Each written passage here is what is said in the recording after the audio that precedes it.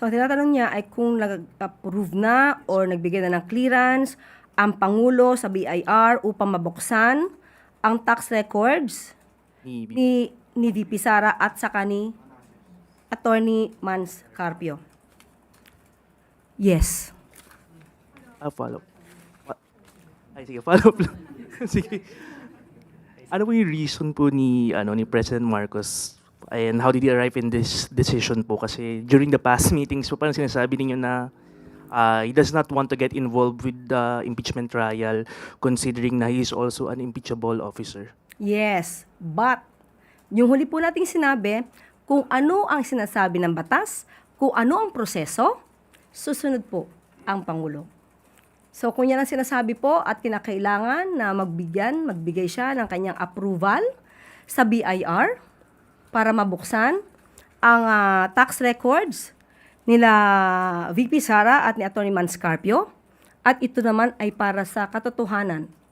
Hindi niya po ipagkakait ang katotohanan sa ating mga kababayan. Follow-up question po. Ace Romero. O Ace Romero, Philippine Star.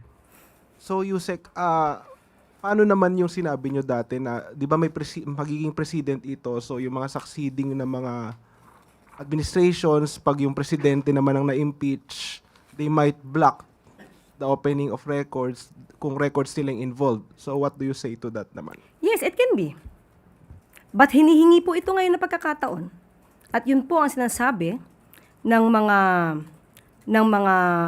nasa Senado. Yan po ang hiniling. Kahit na po si Senator Lacson, yan din po ang ating nadinig.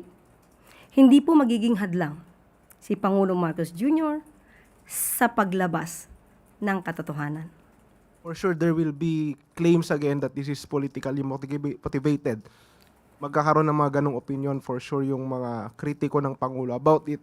Ano magiging reaksyon ng Malacanang kung magkakaroon ng ganong mga pananaw? Sa lahat naman ng pagkakataon, kapag ang Pangulo ay gumagawa ng naaayon sa batas pero merong tinatamaan, laging sasabihin nila, politically motivated. So saan pupunta?